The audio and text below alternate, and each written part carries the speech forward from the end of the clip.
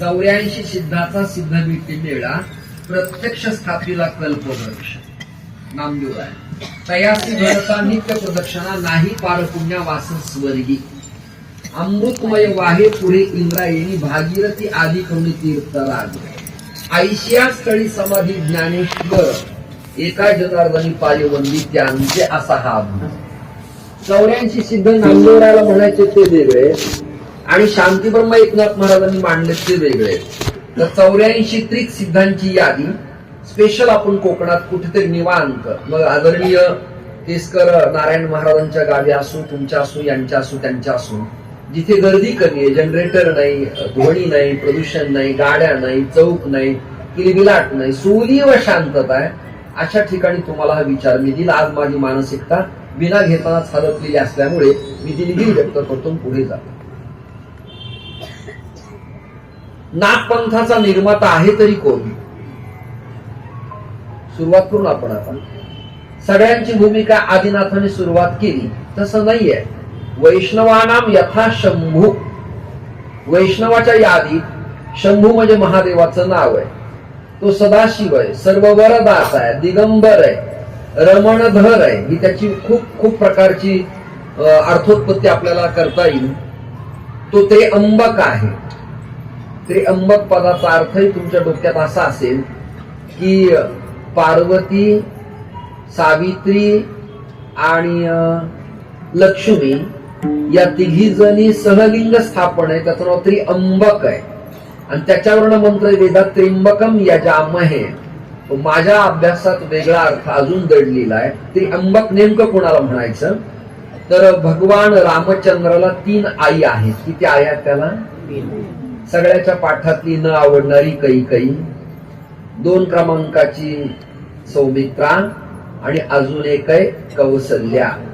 अंबक म्हणजे स्त्री, अंबिका म्हणजे भगवती.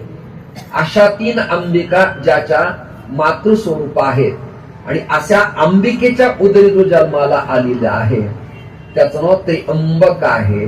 म्हणजे महादेवच त्र्यंबक नाही, भगवान रामही त्र्यंबक आहे. तुम्हाला कळतंय ना? डिटेक्ट होतंय ना?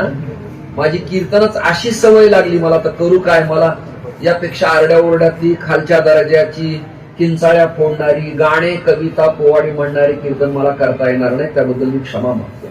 माझा एक श्रोतृवर्ग महाराष्ट्रात आहे आणि तो नित्य ऐकण्यासाठी चातकाप्रमाणे त्रस्त झालेला असतो. आणि त्याच्या कर्णेंद्रियात ह्या शब्दांच्या भावाचा जेव्हा स्पर्श होतो तेव्हा त्याच्या चिरग्रंथींना नितांत सोलीव शांतता प्राप्त होते आणि हृदयस्थ परब्रह्माची मूर्ती ठसावल्या जावी याकरता मी प्रयत्न करतो आहे. तर भगवान आदिनाथ या परंपरेचे उद्गाते नाही आहेत, मुळात नाही आहेत. मग आता याला भागवत काढावं लागेल. तुम्ही आता माझं कीर्तन झालं की प्रवासात किंवा विरामाला आरामाला गेलात की मग जरा गुगलला भागवत ग्रंथ टाका आणि त्याच्यामध्ये नवयोगेश्वरांची नावं टाका. नवयोगेश्वर म्हणजे नारायण. माझ्याकडे मराठी श्लोक असा आहे, जगोद्धारा नवयोगेश्वरास कृष्णानी धाडी येले, ते हे नवनाथ जगी म्हणून या पंथाशी स्थापी येले. कंथा शैली पुंगी शंख मेखला जाणवे अन कानात ते कुंडले, हाती रोणी माळ माळदंड चिमटा भाळी भस्माशी लावली. अर्थ सांगतो, जगोद्धारा नवयोगेश्वरास. भारत नाही, थायलंड, रशिया, अमेरिका, पाकिस्तान अजिबात नाही, पूर्ण विश्व जगत जगोद्धारा नवयोगेश्वरास. नवयोगेश्वराला जगाच्या भल्यासाठी साक्षात श्री नारायणानं पाठवलं. नारायण विष्णू, रमेचा पती, लक्ष्मीचा पती, पाय लक्ष्मीचे हाती, तिसी यावे काकुळती, हे संतांनी वर्णन केलं. तो श्री नारायण. नारायण म्हणण्याचा हेतू असा आहे, नार म्हणजे पाणी, आयन म्हणजे शयन करणारी देवता, त्याचं नाव नारायण.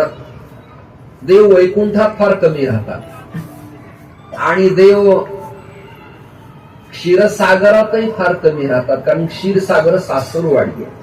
नाही कळलं तुम्हाला? जावयांनी आपल्या सासरवाडीत किती दिवस राहावं याला काही मर्यादा आहे. आता निर्लज्जाच्या बाबतीत मी बोलत नाही, पण ज्याला थोडीफार काही स्वकर्तृत्वाची जाणीव आहे त्यांनी मात्र आपलं कर्तृत्व सिद्ध करून दाखवावं लागतं. मी म्हणत नाही, श्लोक सांगतो, कमले कमलाशेते हरक्षेते हिमालये. या दोन देवता पारतंत्र्यात राहतात, शंकर आणि विष्णू. व पारतंत्र्यातल्या जावयाला येणाऱ्या याचकाला देण्याचं स्वातंत्र्य आहे काय? बोला ना, बोला ना, बोला ना. अजित दादांना आणि एकनाथरावांना स्वतंत्र निर्णय घेता येतात काय? जरा बोला ना. जागेत का तुम्ही? का शहरापासून झोपले आहात? पारतंत्र्यातलं जीवन फार स्वतंत्र असतं असं नाही. मग त्याला कॅबिनेट, मग त्याला ठराव, मग मंजुरी, त्याचं शिष्टमंडळ, न्यायालयीन चौकशी आणि अंतिम टप्प्यात तुम्ही असे असे करा असा पक्षश्रुष्टीचा ठराव ठरवण्यात आलेला आहे. आणि मग कार्यवाहीला सुरुवात. त्या 5 वर्षात ते 3 वर्ष चिकित्सेत जातात.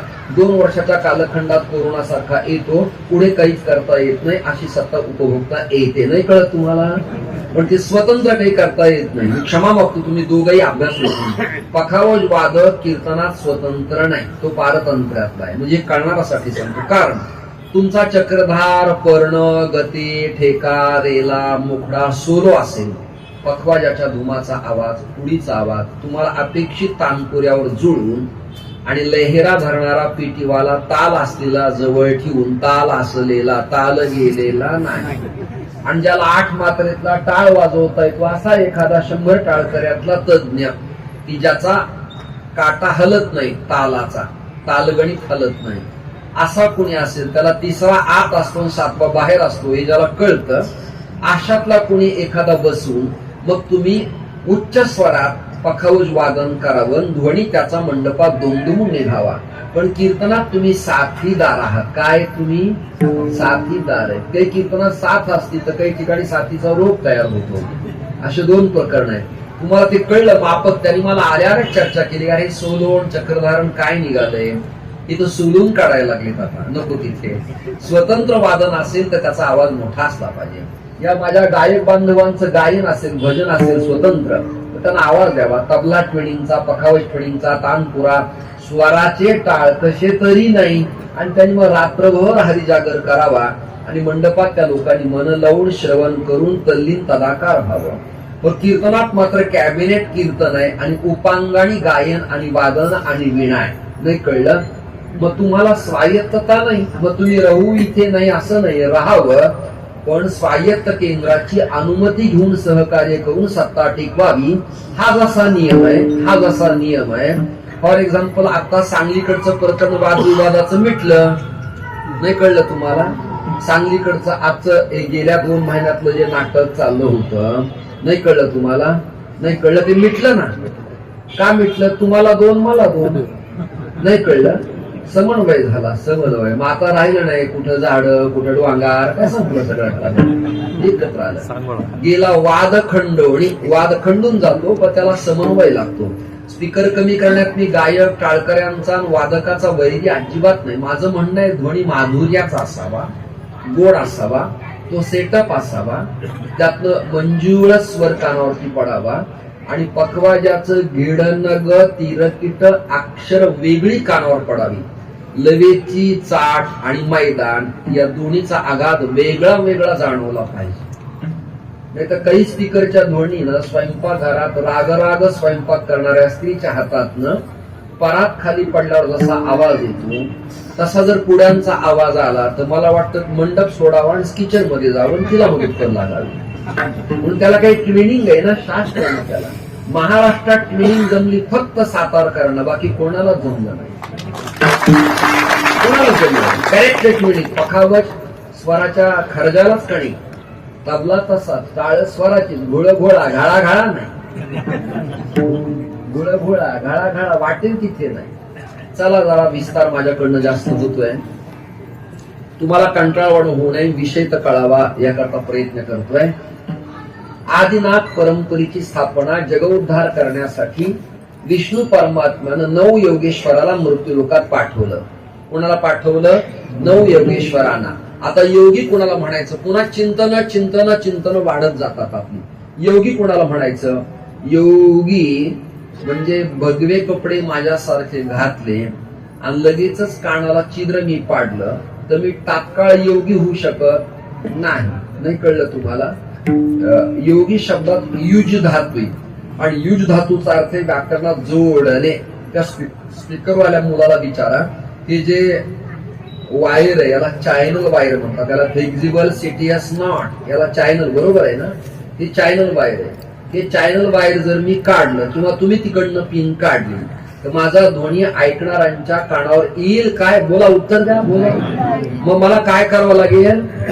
जोडावं लागेल. अजून सोपं सांगतो, या जे मर्क्युरी किंवा व्हेपर लॅम्प लावलेत वर, दिवे लावलेत, त्याला 2 वायर आले, 2 वायर. सीटीएस 18 गेजचा असेल किंवा फ्लेक्झिबल असेल, 2 वायर आहेत. त्यातलं प्लस मायनस आहे, एक सजातीय एक विजातीय आहे. त्यातलं एक वायर जर आपण कट केलं, ऐका ना, तर या मर्क्युरीचा प्रकाश पडेल का? जोडावं लागेल ना. तसं जीवाणी देवासी जोडणं याला म्हणायचं जीवशिव ऐक्य ब्रह्मज्ञान. या जोडण्याचं नाव युज धातू, म्हणजे जोडणे, संधाता, बिल्डिंग. 2 अँगल एकत्र जोडणे, संधाता, बिल्डिंग. तसं जीवान देवाला जोडणे याचं नाव योग, युज धातूचा अर्थ आहे. तर नवयोगेश्वरास अशा 9 योग्यांना जोडणाऱ्या मृत्यू लोकात पाठवलं. कुणी पाठवलं? पुन्हा सावध राहा. नारायणानं, विष्णूनं, कृष्णानं पाठवलं.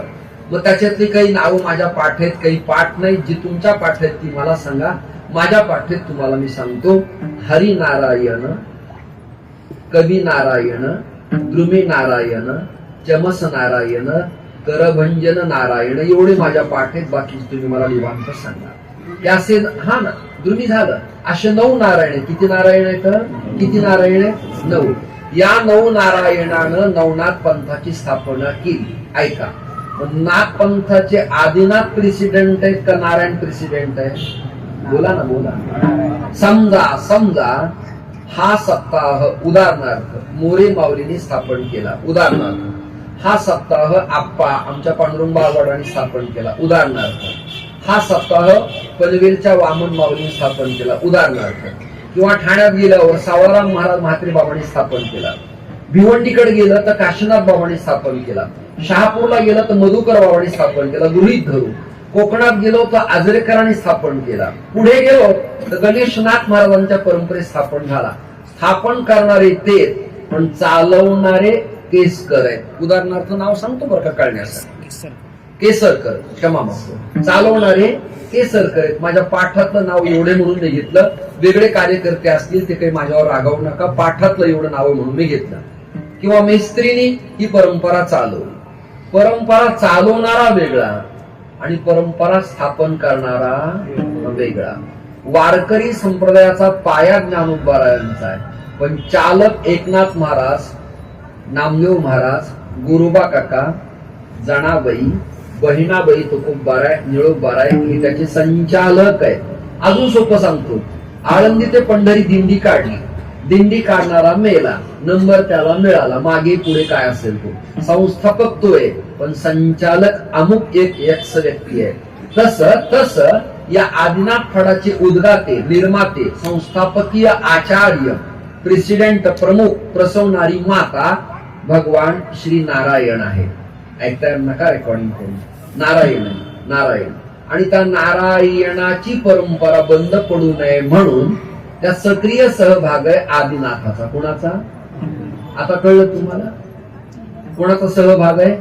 अरे हा ऐरोलीतला सप्ताह शहरात करणं अवघड आहे. मूळ शहरातले लोक हा उत्सव करत नाहीत.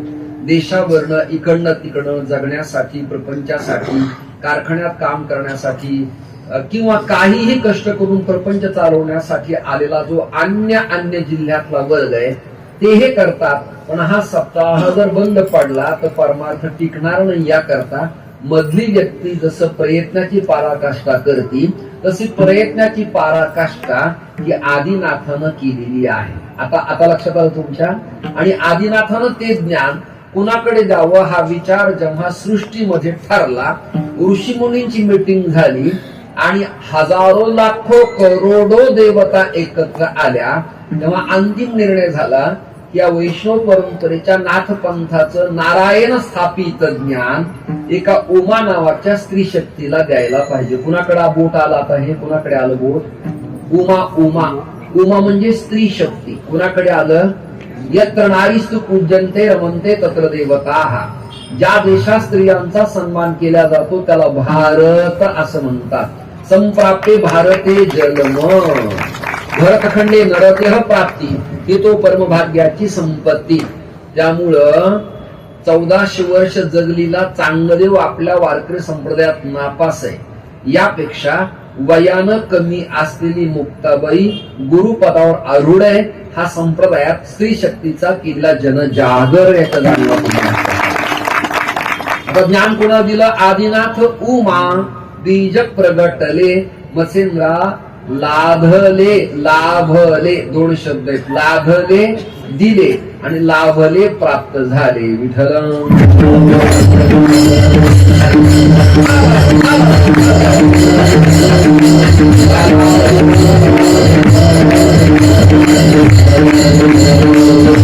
आता तुमच्या सगळ्यांच्या डोक्यात हे फीड झालंय असं मी गृहीत धरतो की नाथ पंथाचा उगम, विस्तार, उदय आणि स्थापना करणारे भगवान नारायण आहेत.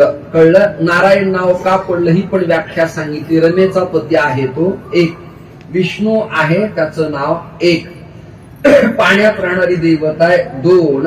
या जगताची उत्पत्ती करणारा ब्रह्मांडाचा नायक आहे. अशी 3-4 व्याख्या आपल्याला करता येतील.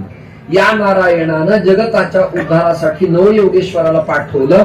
नवयोगेश्वराचं रूपांतर नाथपंथात झालं. त्याच्यात प्रमुख आदिनाथ झाले. मग अजून एक नाथ आहे. गेल्या वर्षी मी सांगितलं होतं पण पुनरावृत्तीचा दोष पत्करत नाही. गजाननम तमहु वंदे गजकंठड रूपिणम नमस्ते सृष्टी रूपाय नाथ रूपाय ते नमः. गणपती नावाच्या आपल्या मुलालाही नाथपंथाची दीक्षा आपल्या वडिलांना शंकरानं दिली. हे सगळेजण मन लावून ऐका. माळ एखाद्या बुवाकडून घातली तो गुरु झाला हा दुय्यम भाग आहे. पण ज्यानी क्षमा मागतो या वाक्याबद्दल, कारण लेखी बाळ्या त्यामुळे रेकॉर्डिंग मी होऊ दिली नाही.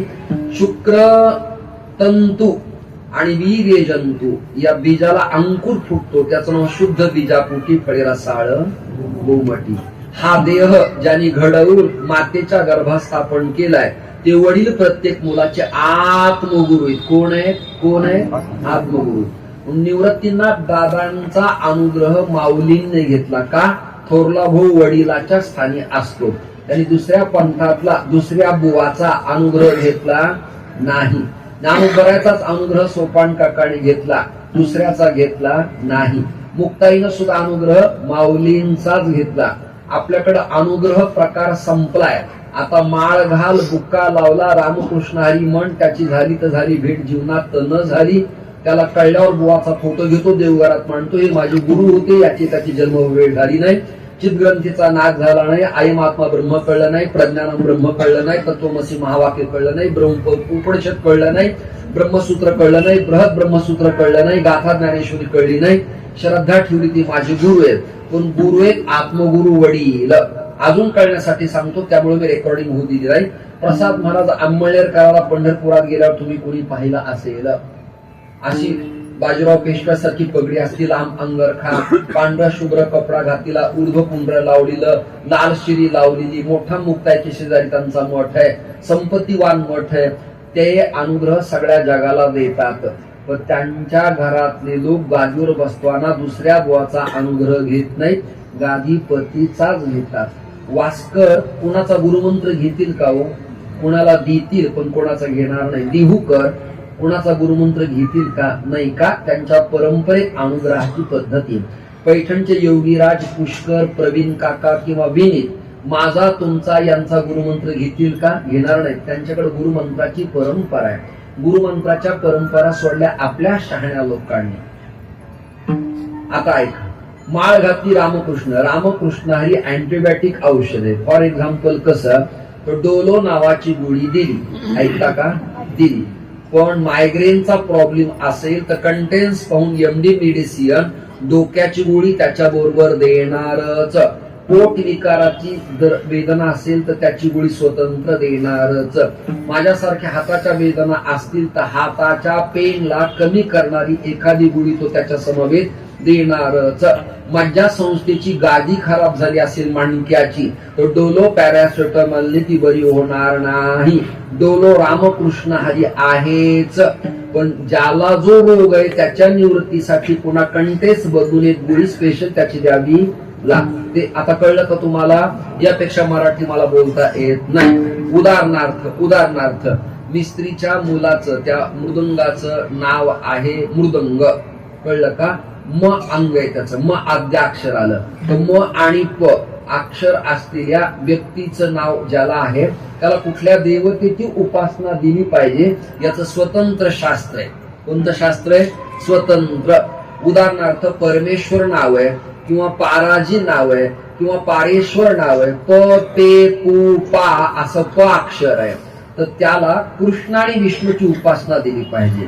उदाहरणार्थ अंबादास, अमित, अद्वैत, अमर, अंबुजा असं नाव असेल त्याला गणेश आणि मारुतीची उपासना दिली पाहिजे.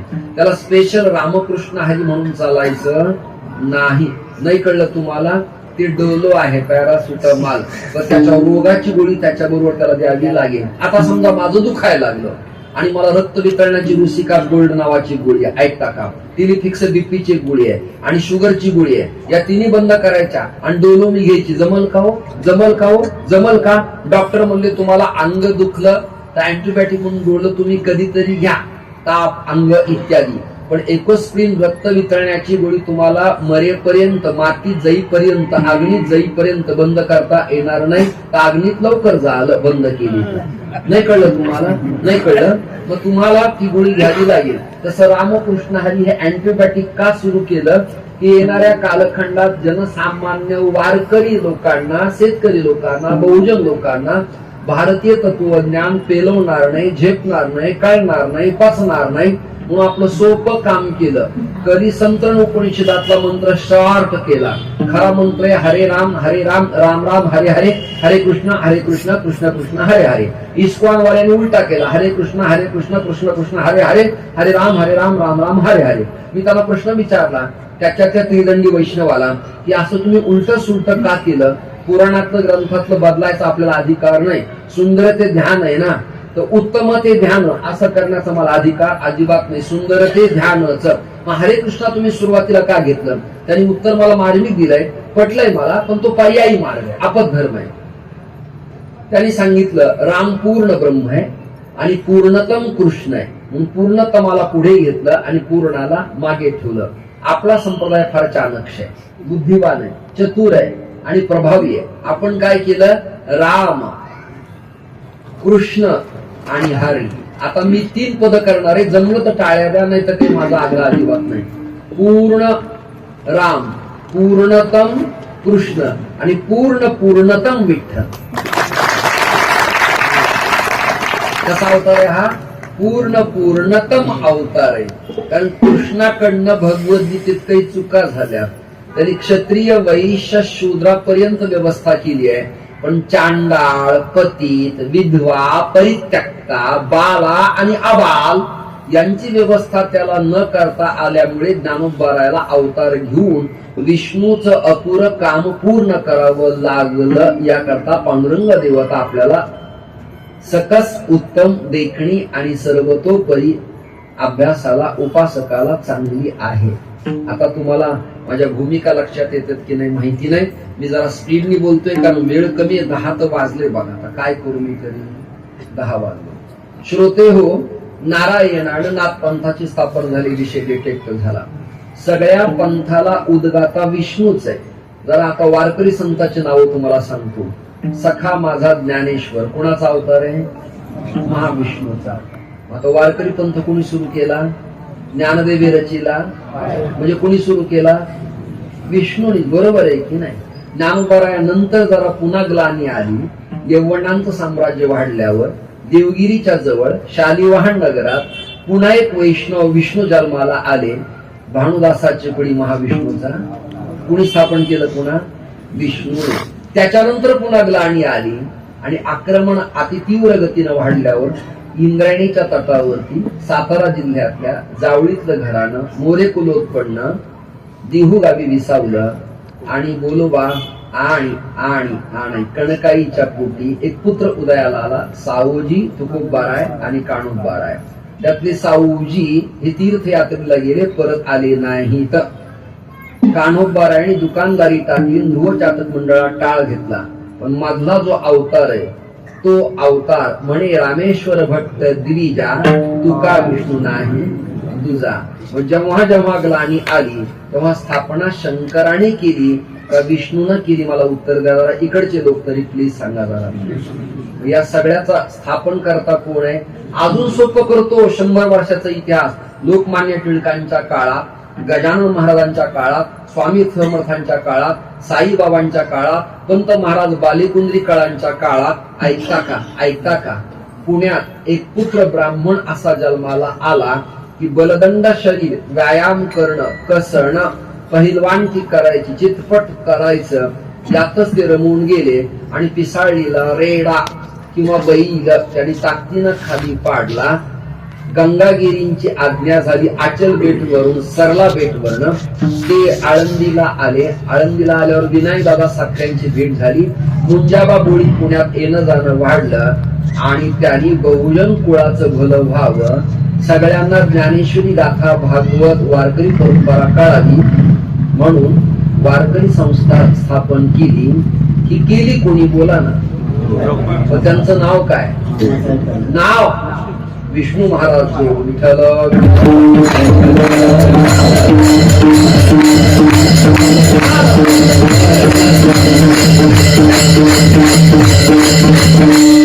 गुंडा महाराजांच्या घराण्यात सुद्धा नारायण महाराजांनी हा वंश परंपरा पुढे चालवली. माझा मुद्दा तुमच्या लक्षात आला की सगळ्या सृष्टीचा करता धरता, उद्गाता, निर्माता, प्रसवणारा, अभ्यासक, सृष्टी सौंदर्य वृद्धिंगत करणारा, स्वेदज, अंडज, उद्भिज, जारज, खेचर, भूचर, जलचर सगळं करणारं तत्व कोणते तुमच्या लक्षात आलं? कोणतं तत्व आहे? कोणतं तत्व आहे? नारायण तत्व आहे. आता माझ्यासारखा मी वारकरी जीवन जगलो, माझ्या 12 पिढ्या या परंपरेत गेल्या.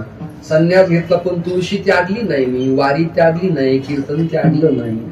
सकच्छ धोत्रावाले जेवढं आचरण ठेवतात तेवढंच मी ठेवलं. वाक्य माझं पुढचं ऐका. आता आम्ही संन्यास घेतला तर संन्यास घेतला लोकांचा भ्रम आहे ते शंकर स्वरूप झाले, असं नाहीये. ते भजन करताना नारायण नारायण. आमचे नारायण बाबा जाधव अष्टादशा ठेवतात बाहेरच्या महामंडलेश्वरांचा. त्यांची वाक्य मधून अजून ऐका. नारायण नारायण. कोणाचं चिंतन करतात ते? नारायण. आता बघा, मग आता हरिपाठ काढा, सगळ्यांच्या पाठातले नारायण नामे कीर्तने अनंत. नारायणाशिवाय पर्याय आहे का? नारायण हरी, नारायण हरी. मुक्ती मुक्तीचारी नारायण. नारायण या देवतेला विशेष महत्व आहे. तिथे स्वतंत्र उमापती महादेव आदिनाथ, इथे स्वतंत्र नारायण विठ्ठल.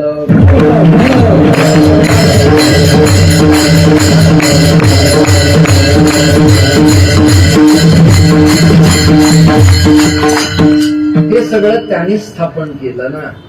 एकलेची न कंठवे म्हणून या येणे असं म्हटलेलं आहे. ती 14 भुवन निर्माण केली. मेघ, तारांगण, अवडंबर, पृथ्वी सगळं सगळं जगात या परब्रह्माने स्थापन केलं आणि त्याचं नाव आहे नारायण.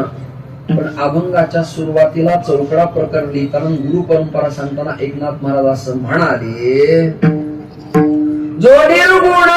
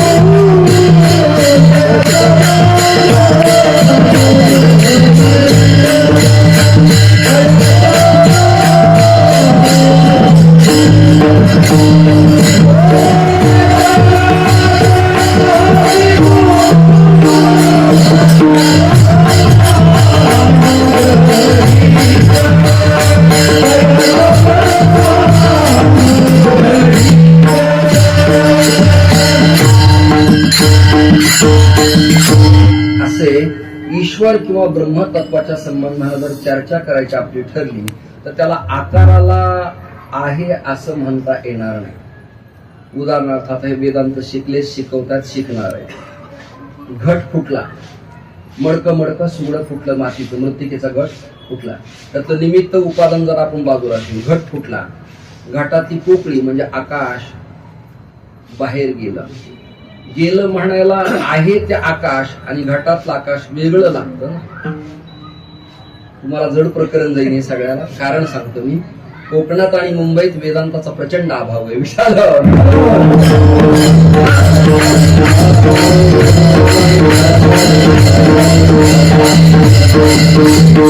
काय झालं, हे सगळे गाणे, कविता, भावगीतामुळे कीर्तनाचं वाटोळ झालं आणि ऐकणाऱ्यांच्या कानाचं अधिक वाटोळ झालं.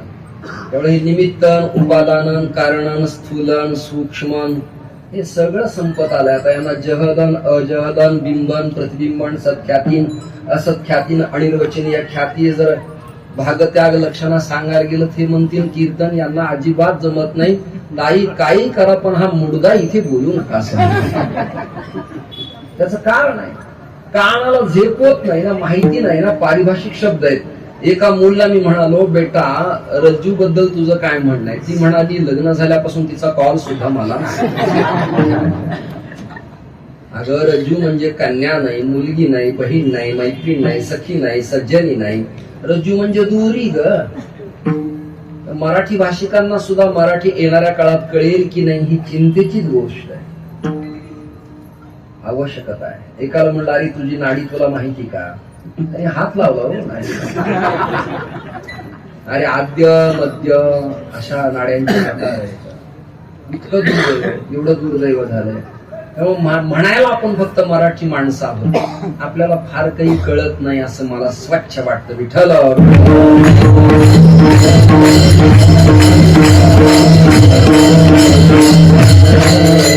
बाळासाहेब भारदे, वि स पागे, विजय भटकर, राम शेवाळकर, साखरे महाराज, रामदास मनसुख, देगलूरकरांचं घराणं यांचं ऐका.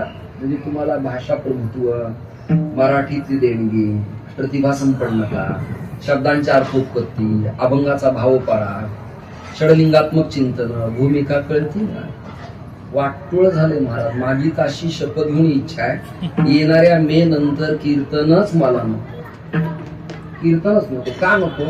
जगाला नाव ठेवून त्रागा करण्यापेक्षा आपण निवांत बसलेलं बरं. पुन्हा कोणाला बोलणार आपण, पुन्हा कोणाला तोंड देणार? कारण प्रदूषण एवढं वाढलंय की दूध तुम्हाला साधारण एखादं लिक्विड टाकून स्वच्छ करता येईल, पाण्यात कचरा आला तर फिल्टर करता येईल, हवेत प्रदूषण आलं तर इशी लावता येईल, राजकारणात फेरबदल झाला तर पक्षात पक्ष मिश्र होतील. आपलं काय? कोणीही कीर्तन करायला लागलंय, कोणीही. पाहून या ग्रंथ राहिलंच नाही, पाहून या युट्यूब करावे कीर्तन.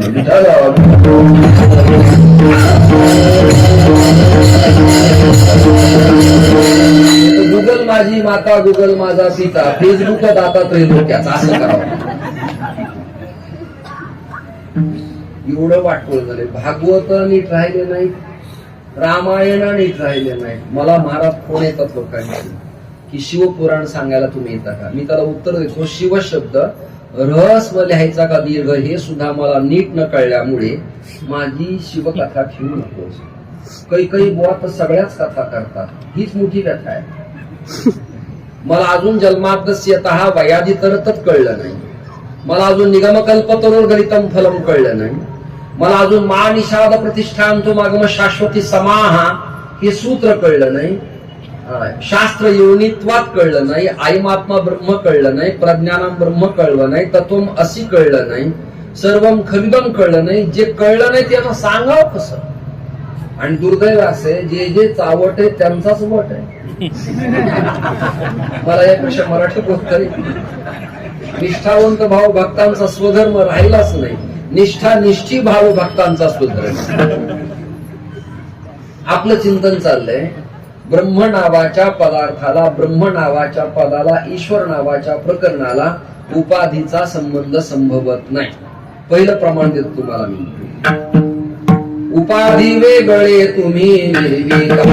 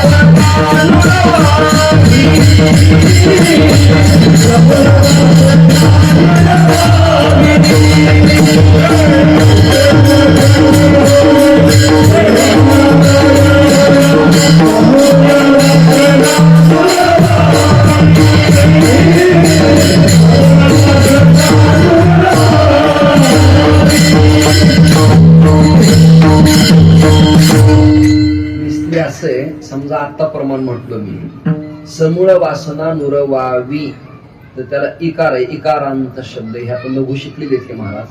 तर याला आकार गायकान गाताना ई ई ई म्हटलं पाहिजे. त्याला जर ते आ आ आ म्हटलं म्हणतो काय आवाज आहे तुमचा, तुम्हाला काय म्हणावं लागतं, काय गायलंय अप्रतिम अप्रतिम. जसं तुमचं मागोमागवा चर्चा झाली की जर टाळकरी बुवानी चाल म्हणताना आकार दिला तर आकार काढायचा, अनुकार दिला तर अनुकार काढायचा, त्याने तिहाई केली तर त्रिपल्ली आपण करायची, त्याने चक्रधार केला तर आपण चक्रधार करायचा. त्याला धारच कळत ना चक्राचं काय. म्हणून मी नेहमी बोलतो, माझ्या बोलण्याचं काही लोकांना वाईट वाटतं, नको नको वाटतं, कशाला हा मुलगा उगाच त्रासदायक, आपल्याला बेड्यात काढतो. 8 टाळे, 1 2 3 4 5 6 7 8, 8 टाळाचे 8 नाव आहेत.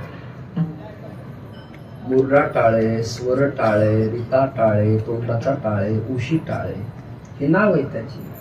पण आपली किलो किलोची टाळे छटाकावर आले पण नाव कळले. आदिनाथ हरिपाठात नाही दिंडीत चालत झालं कमी, त्याचं फक्त वजन केलंय कमी, बाकी काही नाही. विठ्ठल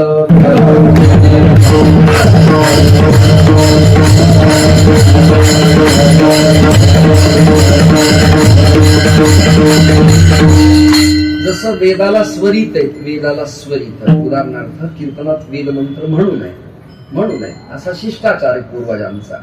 विकृतीने स्वर म्हणावेत, पण एखादा स्वरयंत्र समजा यांना कळण्यासाठी म्हटलं. उदाहरणार्थ एक मंत्र म्हणतो गणानान्त्वा गणपती हवामहे, महे त्यावर एक असा एक मात्रा आहे आणि मात्र्याच्यावर एक स्वर आहे, ते महे ए असं गेलं पाहिजे. ते तो स्वर चुकला तर वेद विद्यालयातले गुरु म्हणतात तुझी वाणी अभद्र आहे. आता मी महाराष्ट्रात कीर्तनात प्रसिद्ध आहे तुमच्या कृपेनं, पण मला चितळे गुरुजी आळंदीत म्हणायचे तुझ्यासारखा निर्बुद्ध रेडा मी अन्यत्र कुठे पाहिला नाही. मला म्हणायचे, मला हे सांगायला जरा लाज वाटत नाही. जरा मी गाण्याच्या परीक्षा दिल्या, कीर्तनात भजनात चांगला आवाज लोकांना वाटतो आणि फार चांगलं गायलं. मला पारखी नावाचे एक आंधळे शिक्षक पुण्यात गांधर्व महाविद्यालयाच्या विशारदला परीक्षक होते, आंधळे होते ते. मला म्हणाले बुवा आहेत का तुम्ही? म्हणलं हो. आळंदीला असता? हो. मग तुमच्याकडनं आता जास्त अपेक्षा करण्यात काय मजा आहे? ते काय म्हटले तुमच्याकडनं फार काही अपेक्षा नाही, त्रिता नाही तर धेन नाधी इंधी न ग बस एवढंच. बाकी तुम्हाला चौताल, आधा, झपताल, गजझंपा, अश्वघाटी तुम्हाला फारच कळेल असं वाटत नाही. एक अभंग म्हणा. काय म्हणा म्हटले ते? अभंग म्हणा. चुरा चुरा कर माखन खायून, माखण का माखण, यावरती म्हणाली वा वा छान गायले, बाजूला बसा. नाही कळलं तुम्हाला? त्यांनी पास केलं मला, पण चप्पल मारून केलं. विठ्ठल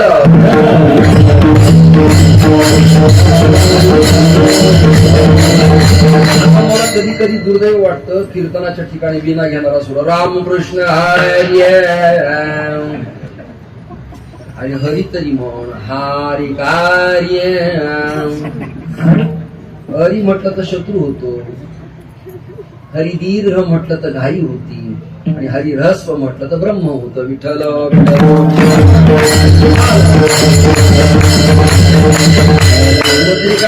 ना की पहिला लिहिला तर अंधकार होतो आणखी दुसरा लिहिला तर प्रकाश होतो. तर काय सांगावं महाराज या लोकांना.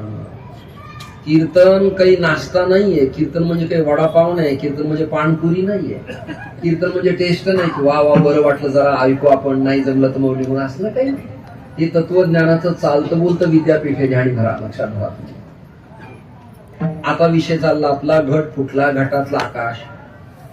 आकाशात गेला म्हणायला तो आकाशानं हा आकाश वेगळा पाहिजे ना. तो ना आकाश एकच आहे, एकरूप झाला म्हणता येत नाही. तो एकच होता. तसं जीव ब्रह्म एकच आहे. पण या जीवाला ब्रह्मैक्य स्थिती प्राप्त होण्यासाठी संमित पाणी म्हणजे साधन चतुष्टय संपन्न श्री गुरूची शरणागती करावी लागेल. आणि शरणागती नंतर पुढचे प्रश्न तद्विधी प्रणिपातेन परिप्रश्नेन शिवया उपदेक्षन्ति ज्ञानम ज्ञानिनाहा तत्वदर्शिनाहा इत्यादी. तनु म्हणून जीवे चरणाशी लागावे, अंडरलाईन अगर्वता करावे, अहंकार विरहित दास सकळ मग अपेक्षित जे आपुले. शांती ब्रह्म एकनाथ महाराजांच्या शिष्यानी श्रीधर गावबा कावसांकर, नित्यानंद अन्यगाव सुरजीकर आणि परमहंस दंडवत स्वामी या सगळ्यांनी आणि सिद्ध नरहरी यांनी असा प्रश्न विचारला की सगळं जगत विश्व निर्माण झालंय, त्याचा निर्माता आहे तरी कोण. ते म्हणाले जो निर्गुण निराभास. जो निर्गुण आहे, निराभास आहे, ज्याला आदिनारायण म्हणतात असं जे तत्व आहे ते शबल ब्रह्मरूपाला उत्पन्न झालं. शबल शब्दाचा स्वच्छ मराठी पारंपरिक फड परंपरेचा अर्थ आहे तर सगुण साकार स्वरूपाला उत्पन्न झाला. त्याला शबल नाव देण्यात आलं. तिथून उद्भव त्याचा झाला.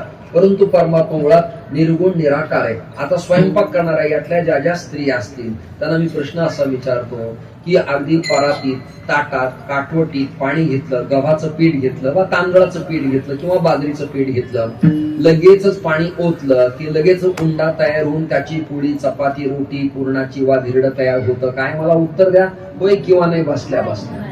त्याला काही प्रयास आहे की नाही, त्याला काही मेहनत आहे की नाही, त्याला पाणी टाकायचं की नाही, त्याला तिंबायचं की नाही, त्याचा उंडा करायचं की नाही, त्याला तिंडा मुडपायचं की नाही, मग पोळपाटावर टाकायचं की नाही, पीठ टाकायचं की नाही, वरून प्रेशर करायचं की नाही, ऐकता का. मग त्याला गोल करायचे, मग तव्यावर टाकायचे, तवा तापलेला असावा आणि मग ती अशी फुगते. नाही कळलं का, फुगते पोळी. फुगलेली पोळी घरातल्याला देऊ नये कारण तो फुगतो तशा. जुन्या स्त्रिया त्याला असा असं तुपाचा हात असं दाबत असायचं. फुगू नकोस, घरातले तसंच वागतील. म्हणजे तिलाही सूचना आहे अहंकारयुक्त जीवन जगू नको. आपल्या संप्रदायात फुगलेलं कोणी चालत नाही. अहंकाराचा वारा न लागो राजसा. आता पाकशास्त्राची पुस्तकं निघाली आहे. समप्रमाणात डाळ घ्यावी, समप्रमाणात गुळ घ्यावा. ऐकताय ना, शिट्ट्या होऊ द्याव्यात, बंटीला शाळेत सोडवावं, घरी परत यावं, गॅसकडे पाहावं, तेव्हा त्याचं जळगाव व्हावं. काय यांना फार अवघड कळत नाही ना बुवा, म्हणून यांना त्या भाषेत मांडावं लागतं. कणिक लगेचच पोळीच्या, रोटीच्या, दशमीच्या, चपातीच्या आकाराला येत नाही. तिला काही मेहनत आहे ना. तशी महाराष्ट्रातल्या संतांना ऐका, निर्गुण निराकार ब्रह्माला सगुण साकार करण्यासाठी बुद्धिपुरस्सर काही मेहनत घेतलेली आहे. रूप पाहता लोचनी सुख झाले ओ साजनी, साजनी सज्जनी मैत्रिणी जीवलगे बुद्धी. बुद्धी पुरस्सर म्हटले नाही ना. त्या बुद्धीला काही मेहनत घ्यावी लागती आणि ती बुद्धी नावारूपाला आणती. आपल्याकडे प्रमाण सगळ्यांच्या पाठात येतं आणि तुम्हाला माहिती येतं. रंग नाही रूप नाही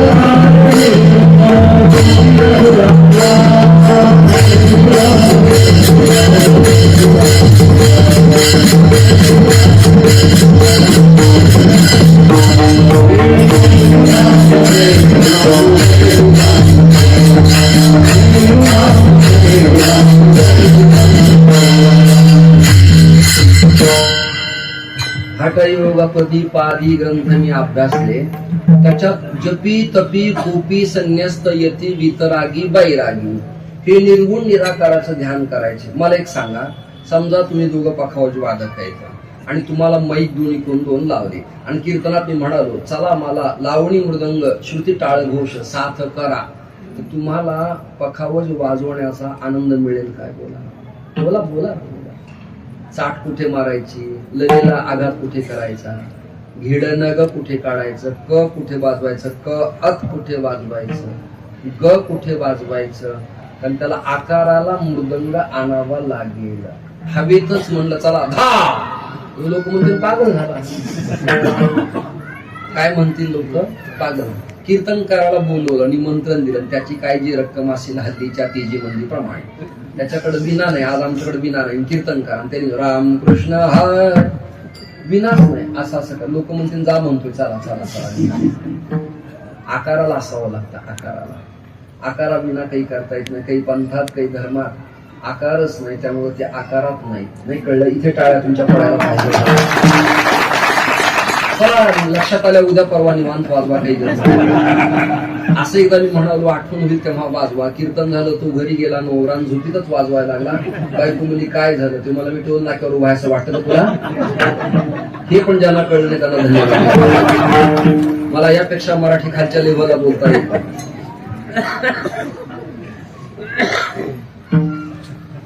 आकार पाहिजे, आकार. आता इथं माईकच नाही आणि रेकॉर्डिंग करताना जी टॉकीजला किंवा आम्हाला सह्याद्री वाहिनीला असं म्हटलं की चला माईक समोर असं गृहीत धरून बोलवा, मान इकडे तिकडे हलवू नका. तो काहीतरी समोर ध्येय पाहिजे ना, त्याच्या काहीतरी आकार पाहिजे ना. आकार आकार त्या विना जमत नाही. मग तो बिना वायराचा असू देत, वायराचा असू देत, ब्लूटूथने कनेक्ट केला असू देत, पण कुठेतरी जोडलेला लागतो. जोडलेला नसेल तर मजा येत नाही नाही नाही. आता एका बुवाला मी म्हणालो जरा वारकरी शिबिरात आपल्याला बोलायचं, येता का? येतो. त्यांनी फेटा काढला आणि कंबर बांधला. मला हे नका करू, बोलायचं. ते म्हणजे मला ते केल्याशिवाय बोलतच येत नाही. डोंबारी कुळातलं पूर्व ढोल बाजला की दुरीवर चलतं. पाहिलं ना आपण, काय कमाल आहे त्यांची. एवढ्या दुरीवर चलणं खोटं सोपं नाही हो. जावे त्याच्या वंशात महाकळे, ते बिचारी दुरीवर चालतात, हातात ती काठी घेऊन बॅलन्स ठेवतात. अशातलं एक उडी मारणारं पूर्व चोरांनी सापडवलं. कुणी कुणी? चोरांनी. आता ग्रामीण भागातले वाडे जुने, जरा माहेश्वरी सारळांचे बाफणांचे जुने वाडे लक्षात आलं, देशपांड्यांची पाटलांची जुने वाडे. आणि त्याच्यात उडी मारून आत गेल्या विना बळद उघडून दरवाजे उघडून तिजोरी पर्यंत जाता येत नव्हतं. यांना मुलगा सापडला उडी मारणारा. ऐकलं ना? घेतला तो मुलगा टोळीमध्ये, त्या कशाच्या? चोरीच्या. घेतला, गेले चोरी करायला. आता भिंतीवर चढायचं कसं? याला सांगितलं चाल मार उडी, तो मला वाजवा. नाही कळत अरे वाजवा म्हटल्यावर जागे होते ना ते. मला जागे होऊ नये तर काही होऊ, मला वाजवले. आमच्याकडे बाबा महाराज इंगळे होते, इंगळे. त्यांना मी काही शिबिराला घेऊन त्याला म्हणलं बोला बाबा. ते म्हणजे फेटा आण. म्हणलं कशाला? मी त्याशिवाय बोलते. इतका भोळा मनुष्य. सुरुवातीला लँडलाईन फोन आले घरात, ऐकताय ना? त्याची चकती असायची फिरवायला, पोस्ट म्हणून असं असं करून टर वाजवायची. मी म्हणलं लावा ना फोन, घेतलाय तर हाऊस तरी फेडा. त्यांनी सगळे आकडे दाबले लावले. तिकडून ती बाई बोलायची, अहो बाई असं करू नका, कालच पैसे भरले, फुकट नाही काही नाही, सगळं भरले बरं तुमचं. तुम्ही असं मध्ये बोलत जाऊ नका बरं, तुम्ही असं करू नका बरं. नाही कळलं का तुम्हाला? भोळी भोळी माणस. आमच्याकडे ज्ञाती लोक होते. जगताप महाराज, बाजीराव महाराज जवळेकर, वंशीभाऊ वाळे, संदीपान दादा, उखळीकर, वालूरकर, पैठणकर, प्रल्हाद शास्त्री, ही ज्ञात्या लोकांची भूमिका. विठ्ठल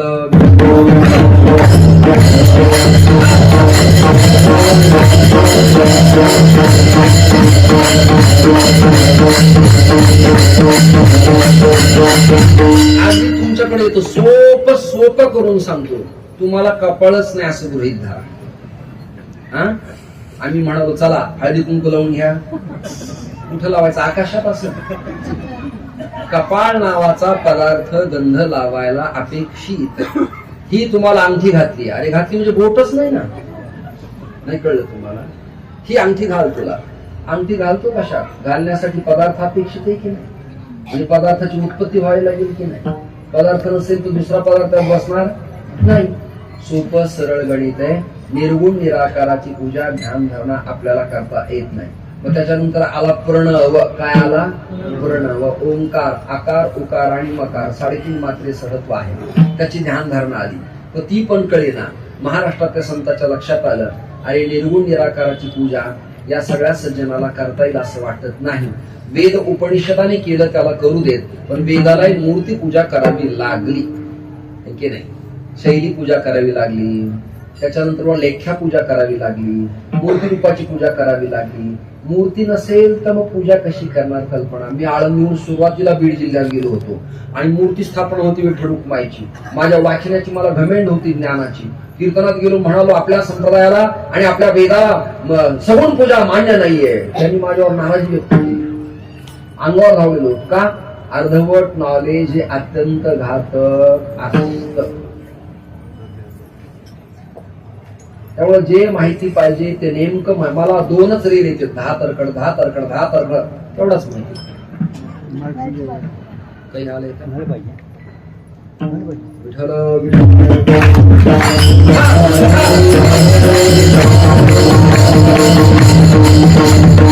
अजून सोपं. किती सोपं करू? तुम्ही टाळ करी, पण तुम्हाला असं वाटलं की टाळ जरा बारीक पडताय.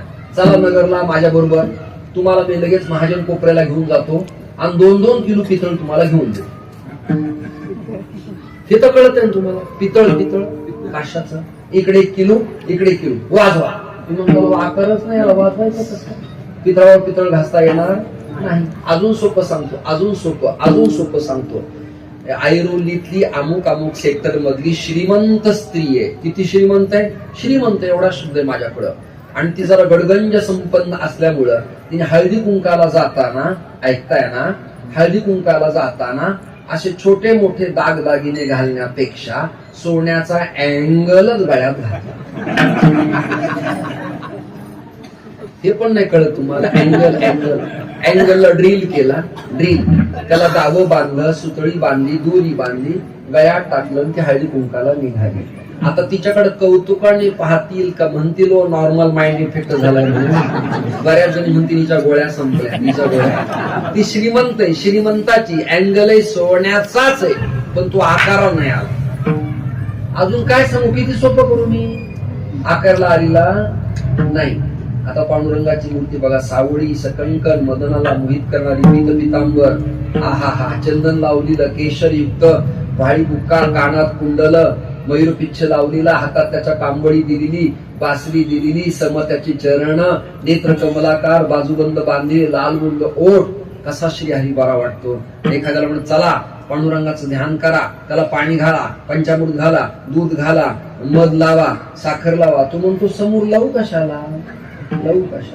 तुमच्या माझ्यासारख्या बुद्धिमान जीवाला निर्गुण निराकाराची पूजा करता येणार नाही. एक तर अविद्या, कल्पना याने आपला प्रॉब्लेम झालाय. त्याचबरोबर या सगळ्या प्रकरणामुळे तुम्ही मी गोंधळून गेलोय. आवरण विक्षिप्त दोषाची निवृत्ती तुमची माझी झाली नाही. आणि त्यातही निर्गुण निराकाराची पूजा करायला भलं जड जाईल म्हणून आणि याला रूपा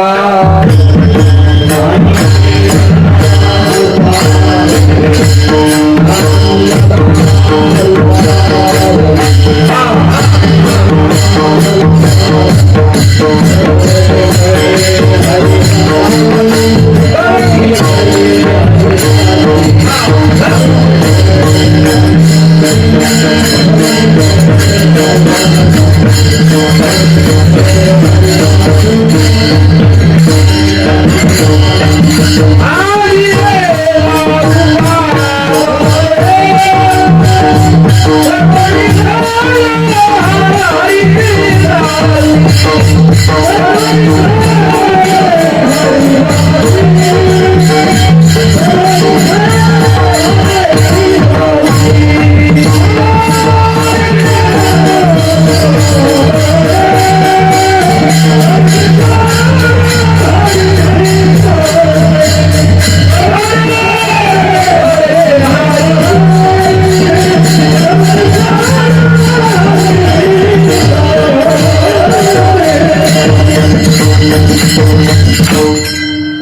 आता यातही चिंतन आहे तुमचं. आता डॉक्टरकडे व्याकरण झालेलंच आहे असं गृहीत धरतो तुम्ही ज्ञाते आहात. हरिदासी या अनुनासिकानं स्त्रीवाचक शब्द नाही. अनेक वैष्णवांनी मिळून, फळ म्हणजे प्रयत्नाची पराकाष्ठा करून, उदाहरणार्थ मी इथल्या एखाद्या कारपेंटर कारागिराला म्हणालो की मला चौरंग दे. चौरंग म्हणजे एक आकार आला ना, किती बाय कितीचा, प्लायवूडचा तुकडा वा चंदनाचा वा सिसमचा वा सागवानाचा. मग त्याची पाय सिंहाकार करायची की नंदीच्या आकाराची करायची का प्रेम सरळ करायची. त्याला कातणं आलं, त्याला डिझाईन आली. काळा म्हणजे ढोबळ, कुसरी म्हणजे बारीक. त्याला काहीतरी आकार द्यावा लागेल, काही कल्पना करा तुम्ही. पखवाजाच्या पुडीचा गजरा तयार करताना सुद्धा त्याच्यावर कल्पना अशी आहे, शृंगारलेल्या सौभाग्यवती नारीना हळदी कुंकाला जाताना जटापाश केश बांधल्यावर आंबाडा बांधून फुलं मालावे, तसा पखवाजाच्या पुढचा देखना गजरा असावा. तर ती पण सौभाग्य. मी नाना पाणसांच्या परंपरेत पक्वास शिकलेलो आहे. वाजवत नाही, मला परवडत नाही. म्हणजे का परवडत नाही? माझा हात दुखतो, शुगर, बीपी, वाताचा विकार, अनेक आजारामुळे बोट आता माझे साथ देत नाही. त्यामुळे मी वाजवत नाही. याकरता परवडत नाही म्हणालो. कृपया वेगळं आठवलं. आता हेच जर कॅमेरा असतात लगेच महाराज म्हणाले महाराज घ्या म्हणाले, पण काय दूध घ्या का पंचामृत घ्या का पाणी घ्या. इडिटनी मोठा प्रॉब्लेम व्हायला लागलाय, भीती वाटायला लागली. आता ज्याला लाज आहे त्याला लाज वाटते.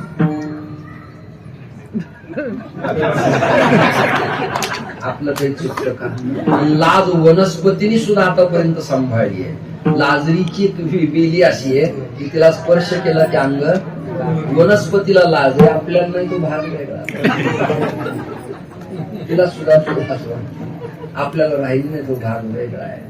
श्रोते हो, आकाराला आल्या विना महत्व कळत नाही. आणि याला रूपा बळे. रूपा म्हणजे आकाराला, बळे बळ. आता कोणतं बळ? इथे शंका आहे पुन्हा. तू खूप बरा आहे, तुमच्याकडे दुकानदारी बंद पडली. तुकाराम शेठ म्हणणारे तुक्या म्हणायला लागले, गाई ओळायला लागला, भांडाऱ्यावर डोंगरावर चालला, भजन करायला लागला. पहिली धर्मपत्नी आजारी पडली, अन्न करायची वेळ तुमच्यावर आली. मग कोणत्या बळानं तुम्ही देवाला आणलं? त्याचं उत्तर आहे, बलम बलवताम चाहं कामराग विवर्जितम. बळीयाचे अंकित आम्ही झालो बळीवंत. भावबळानं, भक्तीच्याच बळानं निर्गुण निराकार परब्रह्माला सगुण साकार आम्ही केलं. करुणी खळे हरिदासी. अशा आकाराचा परमात्मा आणला. नाही त्याला पहिला आकार अजिबात नव्हता. दत्त म्हटलं की आकार लक्ष. त्रिशूळ, डमरू, तीन शिरे. विठ्ठल म्हणलं की हात जघणावरती ठेवलेले, सम त्याची पावलं, समदृष्टी लक्षात येतं आपल्या. शंकर म्हटलं की त्रिशूळ, डमरू, भाल प्रदेशाला भस्म लावलेलं, गजचर्म गुंडाळलेलं. राम म्हटलं की लगेच पंचायतन. रामं लक्ष्मण पूर्वजम रघुवरम सीतापतिम सुंदरम काकुत्सम करुणारणम गुणनिधिम विप्रप्रियम धार्मिकम राजेंद्रम सत्यसंदम दशरथ नयनम श्यामलम श्याममूर्तिम वंदे लोकाभिरामम रघुकुल तिलकम राघवम रामधारी. भरत, शत्रुघ्न, हनुमंत, चौऱ्या डुलवणारे सगळे दिसतात. राम म्हटलं की. परशुराम म्हटलं की लोटे परशुराम माझ्या डोळ्यासमोर येतात. मला कोकण जाम आवडतं. पुन्हा पुन्हा किती सांगतो, मला फार जाम आवडतो. मला कोकणातला आहार आवडतो, कोकणातली हवा आवडतो, कोकणातलं खाणं आवडतं, कोकणातलं सौंदर्य आवडतं, कोकणातली सृष्टी आवडते, कोकणातला निसर्ग आवडतो, कोकणातलं पाणी आवडतं. फक्त जगबुडीन ब्रह्म सावित्री जवळ नको, बाकी कोकण. कारण त्या नद्या घेऊन जातात असं ऐकलं. विठ्ठल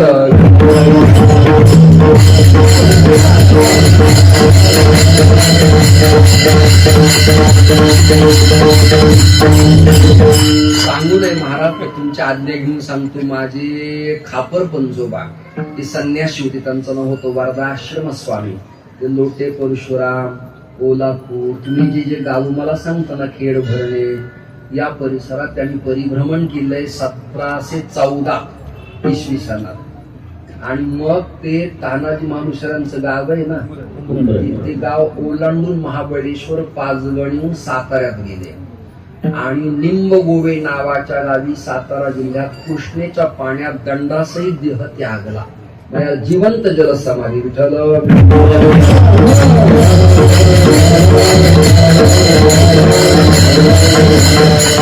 आता माझ्यावर घेतो मी. आपला आकार आणि सगुण निर्गुण याबद्दल चर्चा चालली. आता हा मला ब्रह्मदंड दिलाय. ब्रह्मदंड काय माहिती का महाराज, सामान्य जी बुवा आहेत ना त्यांना ब्रह्मदंड, त्रिदंड, धर्मकीतू, झेंडा, पताका, गुढी आणि केतू यातले भावच कळत नाही.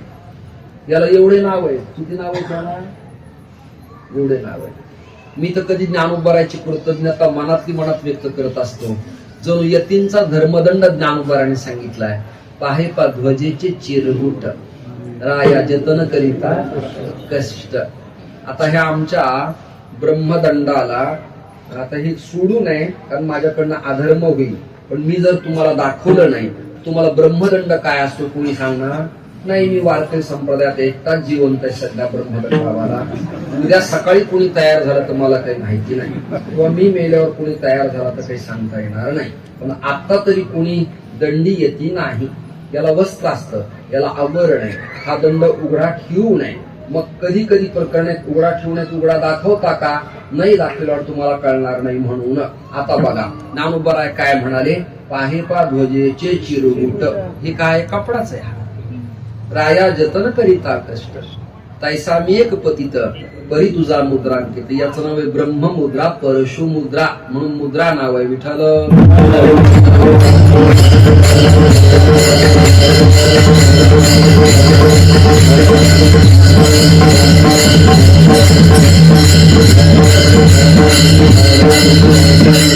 याच्याबद्दल भिक्षुक उपनिषदात एक मंत्र आलाय. तुम्ही आलात म्हणून मी शास्त्र सांगतोय. भिक्षुक उपनिषद निवृत्ती वा वाक्यांची कृपा आहे आमच्यावर आबांची. मातृपित्र समोदंडो भ्रातारो पूर्वस तथा प्रतिसाधन हेतुश्च ब्रह्ममुद्रे नमोस्तुते. आलं का पुन्हा आता? परी तुझा मुद्रांकित, अंकित म्हणजे कृपेचं पोषण असा त्याचा अर्थ आहे. वैष्णवात त्रिदंड असतात. रामानंद आणि रामानुज पंथातले ऊर्ध्व कुंड लावणारी जे असतात त्यांना सिंडी काढायची नाही, त्यांना जानवं काढायचं नाही. ती घरात राहू शकतात. त्यांना गायत्री असती. आम्हाला शेंडी नाही, जानवं नाही, गायत्रीने आग्नी नाही. कित्येक सप्त्यात आम्हाला नेतात. महाराज तुमच्या तंडी प्रज्वलन. अरे संन्यासाचा अग्नी समारोप झाल्यामुळं अग्नी स्पर्श नाही.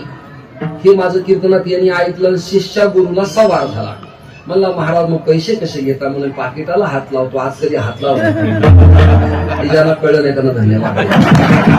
माझं कीर्तन ऐकायला मंडपातली माणसं जिवंत लागतात. नाही कळलं? द्रव्याला स्पर्श करायचा मी करत नाही. कागदाला हात लावतो वरच्या, मध्ये पैसा असतो तो घेतो. अजून एक प्रकरण आहे. अग्नीला स्पर्श करायचा नाही स्वयंपाक करताना. आता इलेक्ट्रॉनिक शेगडी निघाली. मधला मार्ग. करंट बसत नाही, लाल होत नाही, भाजी तर होती की नाही? हा मधला मार्ग आहे. विठ्ठल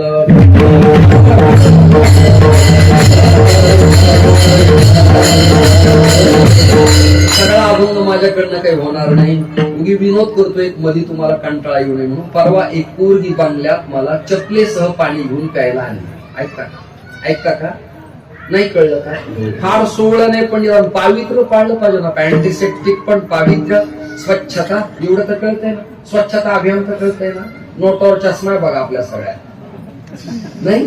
त्याच्यात स्वच्छता अभियान. एवढं पैसे घेतात तरी स्वच्छता करायला काही काही थुंकालूनच मोजायला लागले. आणि तिथंच गेले स्वच्छता अस्वच्छ करायला लागला. एक पोरगी पाया चपला धुवून मला पाणी घेऊन आली.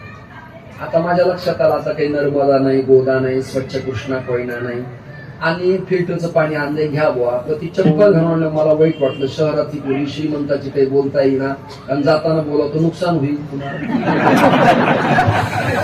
काय करावं? मोठा अवघड प्रश्न पडला. मग यांनी मला मार्ग सांगितला. महाराज कानात सांगितलं नाराज होऊ नका. तिच्या पायातल्या चपला न मानता तिने घातलेल्या चपलाला खडावा म्हणाव्या.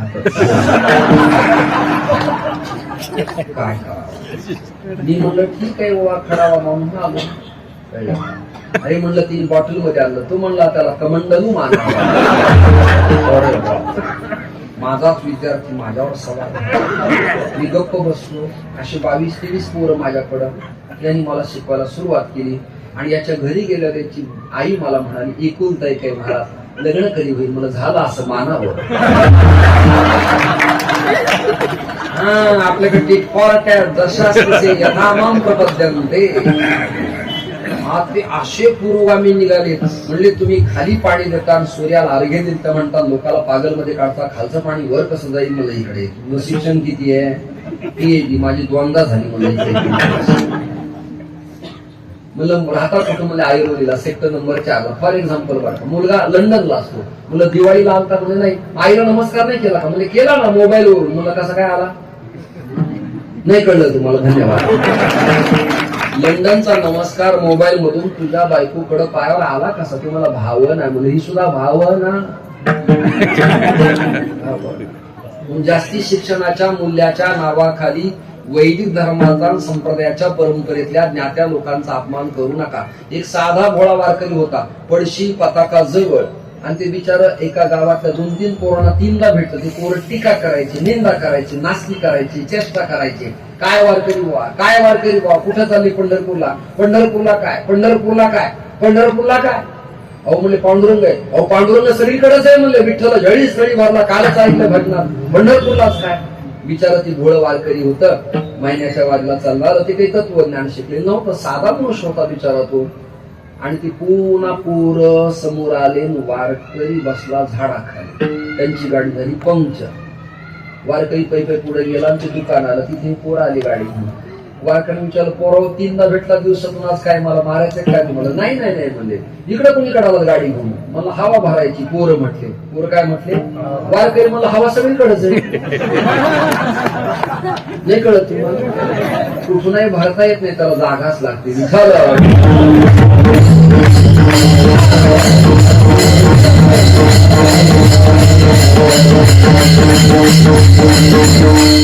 जाऊ द्या. आकार या पदाबद्दल आपल्या भरपूर चर्चा झाल्या. आकाराबद्दल मग अभंग माझा सगळा मोठा अभंग आहे. 4 चरणाचा अभंग आहे, जो निर्गुण निराभास.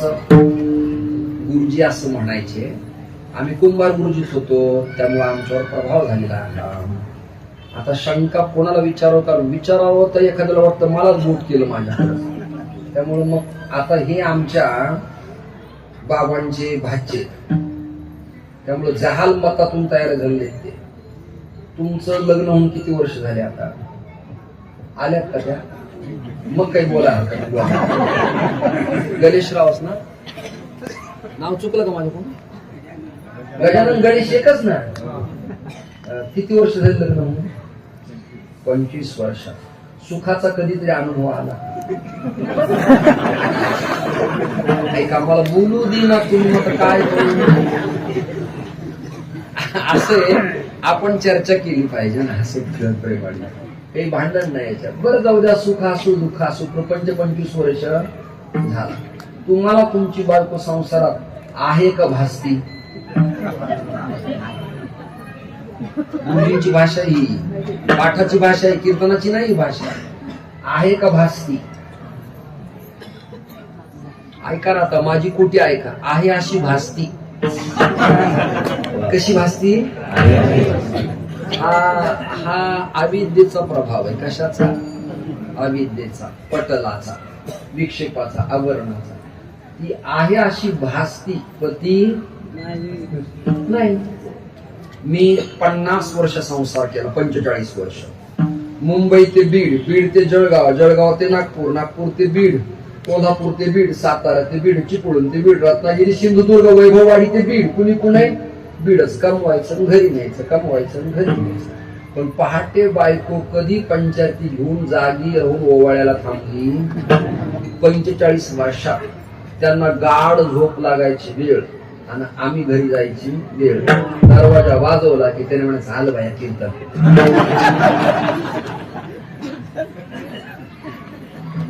मला किती वाईट वाटत असेल. मला कधी जवळ नाही, खिशांना जवळ घेतलं.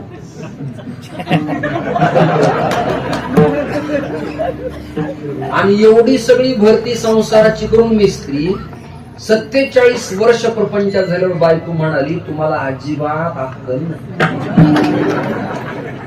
मग घरात थांबाव का आपण? मग ती भासती का आहे? ऐका, तुम्हाला अडचण आहे काही? दबाव आहे का पक्षसृष्टीचा काही? आहे का भासती तुम्हाला? मला आहे ती भासली. तुमचं काय म्हणणं आहे? मला आहे ती. आता ऐका, भाती ते प्रिया, प्रिया ते असती, कास्ती ते भाती. ही गुरुजीची जुनी भाषा आहे आपली. असती भाती ऐसी पद्धती ना. आमच्याकडे मानवतला, शिवला, माजलगावला, पाथरीला भांडे घासणाऱ्या बाया सुद्धा वेदांत सांगतात. विठाला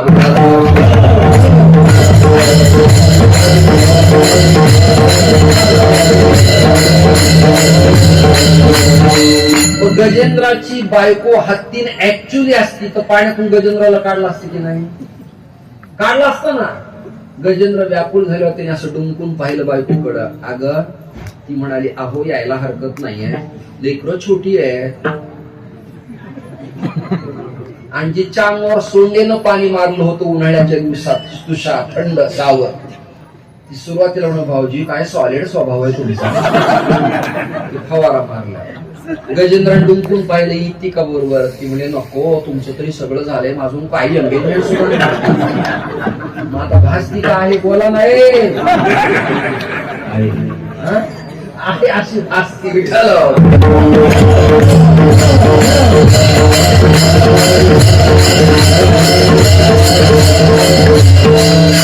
भौतिक आणि प्रातिभासिक सत्तेतल्या पदार्थावर चित्त आवृत्त न करता, पुढचं वाक्य ऐका, व्यावृत्त केलं पाहिजे.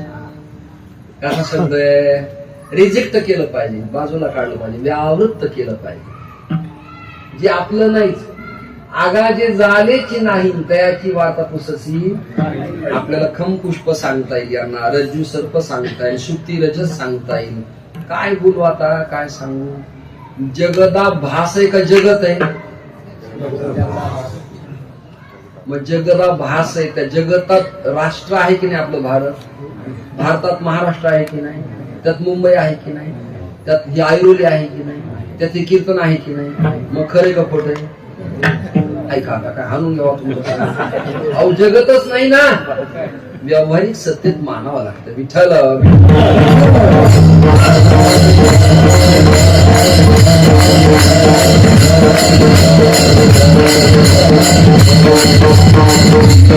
आदरणीय नारायण काका केसरकर ही पूर्वी कीर्तनाची मेथड होती अशी, आणि प्रवचनाची पद्धती अशी असायची. याला संवाद शास्त्र म्हणायचे. गळी उतरवणे एकामेकांच्या. ही कोणाची वैयक्तिक तुमची टीका नाही, माझं काही नाही. उगीच संसारात असं झालं तसं नाही. हे लोकांना कळण्यासाठी सोदाहरण द्यावं लागतं. उदाहरणार्थ, सामग्रेन समालोचन परीक्षण निरीक्षण दृष्टांत. एखाद्या सिद्धांताची समीक्षा करण्याकरता जी उक्ती उपयोगात आणतात त्याचं नाव उदाहरण, दृष्टांत, एक्झाम्पल. बाकी काय? जो निर्गुण निराभास, ज्या जगताला जो निराभास भास भासला ते ब्रह्म आता संतांनी निर्गुण निराकारातून सगुण साकार केलं. जिथून उद्भव शबल ब्रह्मास. आता त्याला नाव काय द्यायचं? आदि नारायण म्हणती जास, तो सर्वास आदि गुरु. सगळ्यांचा तो आदि गुरु आहे. नारायणाने काय काय स्थापन केलं महाराज तुम्ही येण्याच्या आधी विस्तृत चिंता 15 मिनिट आपली झाली आहे. नारायण तो सर्वास आदि गुरु, अंडरलाईन. मग आदिनाथ गुरु का आदि नारायण गुरु? दोन्ही गुरु. कळलं का? ते ज्यांना कळत नाही ते गुरु गुरु, ते ज्यांना कळत नाही त्यांचे गुरु गुरु आहे. हे आदिनारायण गुरु आहेत आणि आदिनाथही गुरु आहेत. पण आदिनाथाची परंपरा चालवली आणि आदिनारायणाने स्थापन केली. विषय झाला की नाही आपला? तो सर्वासा आदि गुरु. याला 2-3 प्रमाण देतो. हा, तू श्लोक मला विचारला होता ना, आता माझ्या लक्षात आला, सांगतो. आदि शंकराचार्य सांगतो. आपल्या सगळ्या हिंदू धर्मात पहिले संत परंपरेत ते त्यांचं नाव सांगतो. त्यांची परंपरा अशी आहे: नारायणं पद्मभवं वशिष्ठं शक्तिंच तत्पुत्र पराशरंच व्यासं शुकं गौडपादं महंतं गोविंद योगींद्र मथासि शिष्यं.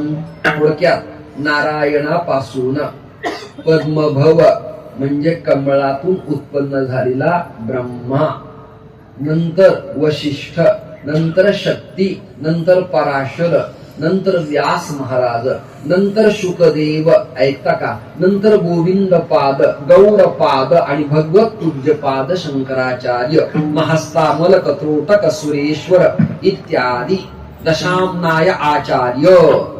ऐका मग यांचे प्रेसिडेंट कोण आहेत? झालं उत्तर. नारायणम पद्मभवम वशिष्ठम नारायण. चला पुढे चला. नवनाथाचे प्रेसिडेंट ते आपण सांगितले. तुकोबारायांची परंपरा विचारू, तुमचं काय म्हणणं आहे? मुख्य महाविष्णू चैतन्यात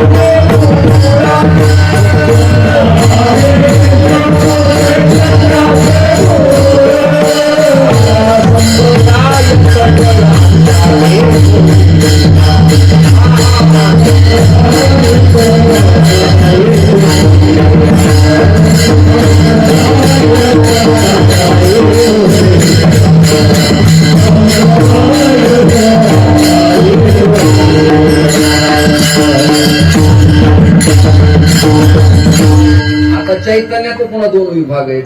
एक कुटस्थ आहे आणि ब्रह्मचैतन्य. 11 वाजले ते म्हणते ना, आज आता पण कीर्तन यांनी बरे केले, पण या वर्षीच्या मंडपात त्यांना कीर्तन काही जमलं काय करायचं. आम्हाला ब्रह्मचैतन्य आणि कुटस्थ चैतन्य, व्यावृत्तन, प्रातिभाषिकन, व्यावहारिकन याच्याशी आमचा काही संबंधच नाही. म्हणून त्यांचाही काही दोष नाही. पारिभाषिक शब्द या लोकांना माहिती नसतात, त्यामुळे त्यांना वाटतं हे नवीनच काहीतरी वेगळं वेगळं वेगळं मांडत बसायला लागले. कळतच नाही. एका पेटी वादकाला मी म्हणालो स्वर दे, त्यांनी काढला माझ्या हातात दिला. याचा वाच्यार्थ लक्षार्थ न कळल्यामुळे गोंधळ झाला. स्वर दे म्हणजे भातातून तर आवाज कानावर येऊ द्या असा त्याचा अर्थ होता. शंकराचार्याचे मूळ मालक नारायण, रामानुजांची नारायणापासून सुरुवात, रामानंद नारायणापासून सुरुवात. यादी भली मोठी आपल्याकडं. रामदास स्वामी आपल्या कीर्तनात लोक मांडत नाही, परंतु त्यांची परंपरा सुद्धा नारायणाची. आदि नारायणं विष्णु ब्रह्मानांच वशिष्ठकम श्रीराम मारुतीं वंदे रामदासं जगद्गुरुं. नारायणाची परंपरा. तुकोबर आहे मुख्य महाविष्णू. आता सगळ्यांचा गुरु कोण आहे? भगवान श्री नारायण आहे. आदि नारायण म्हणते जास तो सर्वास आदि गुरु. तयाचा ब्रह्मा अनुग्रहित,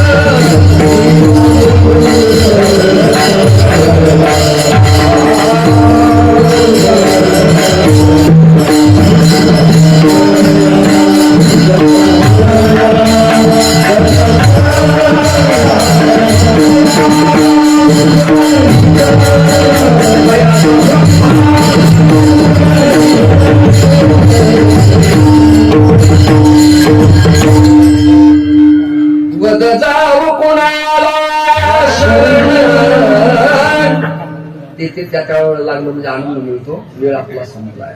श्रुते हो तयाचा ब्रह्मा अनुग्रहित. आता ही परंपरा आपल्या संप्रदायात आली तरी कशी? ऐका.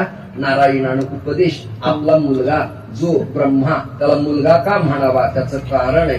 पार्वतीच्या मळापासून निर्माण झालेला पुत्र जर गणपती स्वपुत्र मानलेला आहे, तर भगवान विष्णूच्या नाभी कमळात एक देठ प्रसवलं, त्याला पाकळ्या फुटल्या, त्या स्त्रीकेशर पुकेशर आहे. ज्ञानोबरायांचा जरा 13वा अध्याय काढा. ज्ञानी माणसाचे लक्षण काढा. माऊली असं म्हणाली, विठ्ठल विठ्ठल का कमळावरी भ्रमर पायठी हळूवार कुंचुंबियल केशर या शंका. त्यातला स्त्रीकेशर पुकेशर एवढा कोवळा आहे, पाकळ्या जाऊ जाऊ स्त्रीकेशर पुकेशर एवढा कोवळा आहे. मकरंद तर चाखायचा आहे पण धक्का न लागता चाखायचा आहे. ही ज्ञानी माणसांची लक्षणं 13व्या अध्यायात प्रतिपादन केली. कमळदळ फार कोवळ आहे म्हणून तर प्रत्येक उपमा देताना देवाला बघा नेत्र कमल नयन काय म्हटलंय, कमल नयन. हाताला कर कमल कर कमल कर कमल.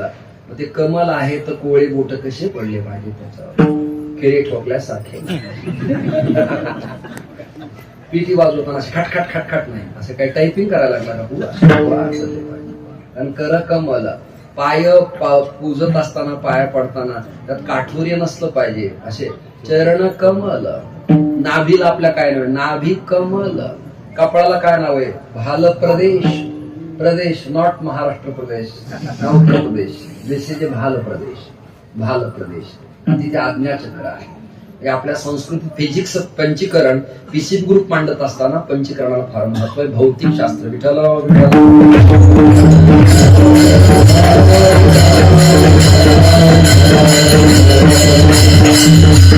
मुखाला सुद्धा कमल मुख.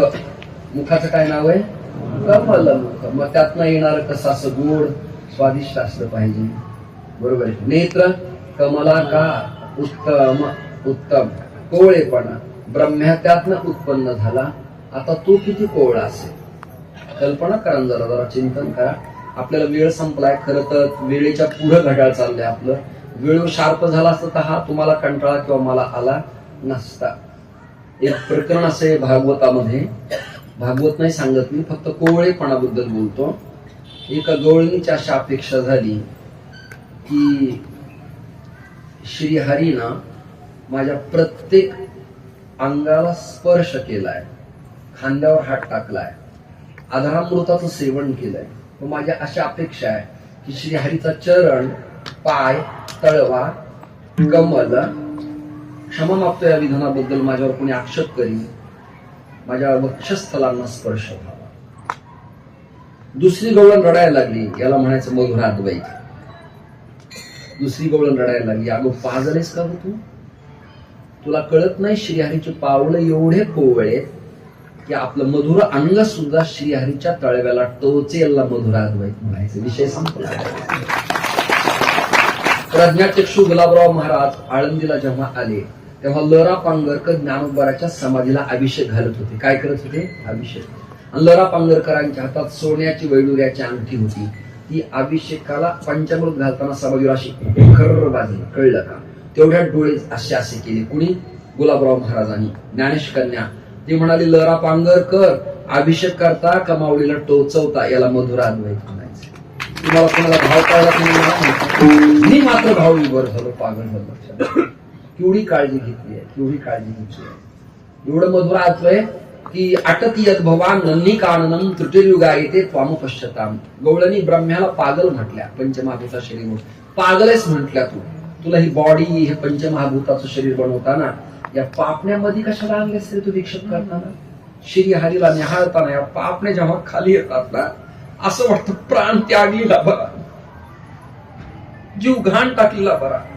आणि तू एवढा प्रजापिता असताना आम्हाला वाटतं तू पागल बुद्धीचा आहेस. विषय माझा संपला. हे मधुर भाव आहे, मधुर भाव आहे श्रीहरीच्या प्रती. चला आपल्याला वेळ कमी आहे. ब्रह्म्या कमळातनं उत्पन्न झाला. ऐकताय ना? त्याला 4 मुख होते पण कालभैरवाला खोट बोलल्यामुळे कालभैरवाने आपल्या तीक्ष्ण नखानं एक मुंडक त्याचं तोडलं आणि तो भारताची तीर्थयात्रा करून कालभैरव काशीला चौकीदार झाला. काशीची सगळी तीर्थयात्रा केली तरी कालभैरवाला न गेल्यावर तीर्थयात्रेचं पुण्य मिळत नाही. चला वेळ आपला कट, विषय पण कट. श्रोते हो, ब्रह्मा उत्पन्न झाला. रघुयजु साम अथर्व त्याच्यातनं द्रवले अपौरुषय वेद. आणि त्या ब्रह्म्याला म्हटले ज्याचे नाभी कमली ब्रह्म चतुरा नना आनन मुखाचा. असा हा ब्रह्म्या नाभीतनं उदयाला आला. कुणाच्या? विष्णूच्या. म्हणजे विष्णू हे भगवान ब्रह्मदेवाचे आत्मगुरु झाले. कोण झाले?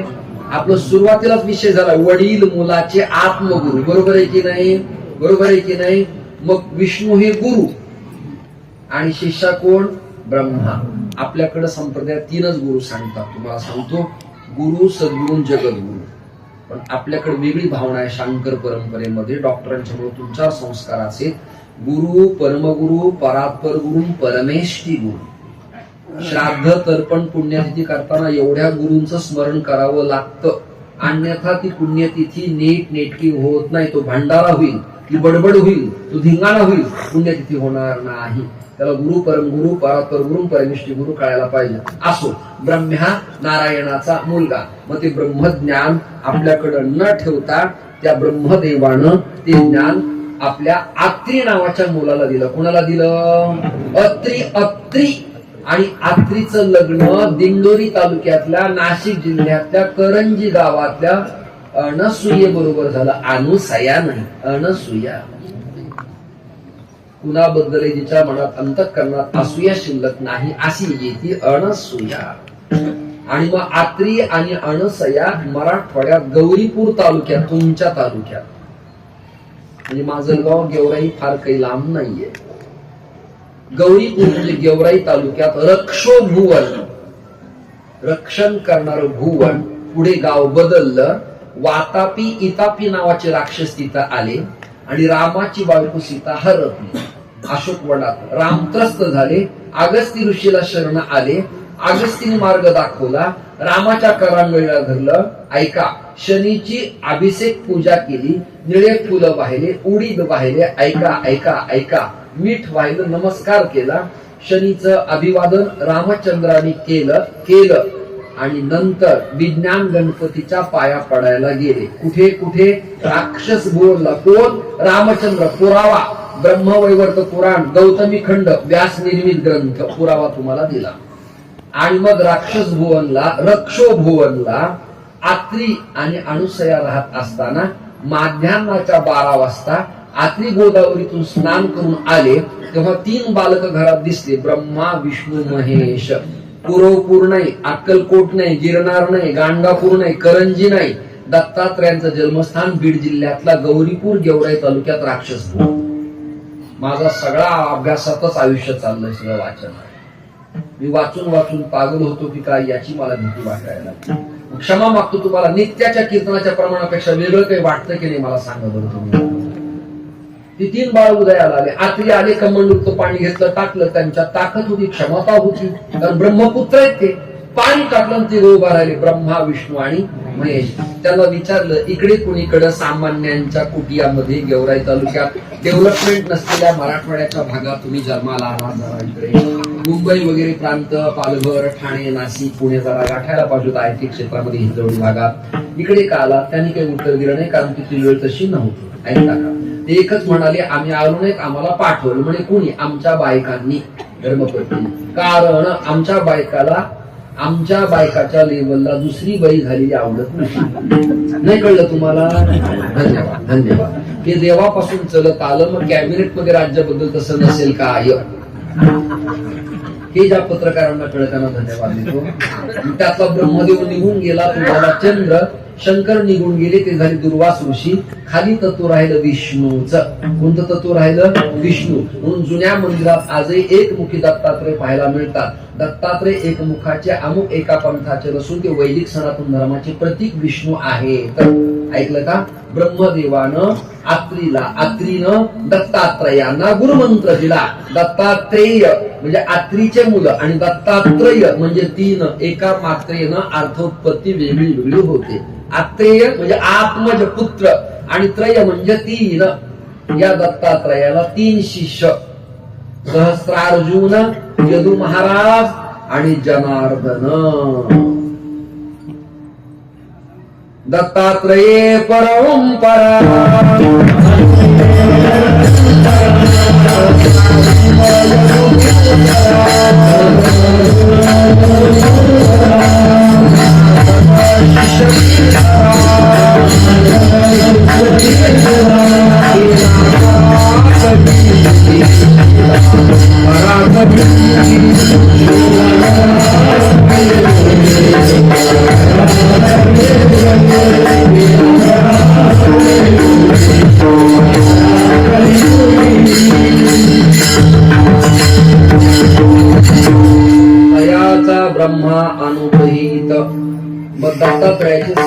अर्जुन, यदू महाराज आणि जनार्दन स्वामी शिष्य. आदरणीय महाराज, जनार्दन स्वामीचा तालुका चाळीसगाव, जिल्हा जळगाव आणि त्या भागाचं नाव खानदेश नाही, कान्हदेश आहे. काय नाव आहे? हे उस्मानाबाद, मोमिनाबाद, औरंगाबाद, अहमदनगर, हे बादन अहमद नाही. काय नाव होत त्याचं? कान्हदेश, नॉट खानदेश, कान्हदेश. या कान्हदेशात हा उदयाला आला. हा ब्राह्मण शरीराचा, त्याचं उपा आडगाव देशपांडे. पण याला प्रत्यक्ष भगवान दत्तात्रयांनी आलिंगन दिलं. 2 जागा आहेत, देवगिरी किल्ला मराठवाडा आणि दुसरं ठाणे जिल्ह्यात मलंगगड. विठ्ठल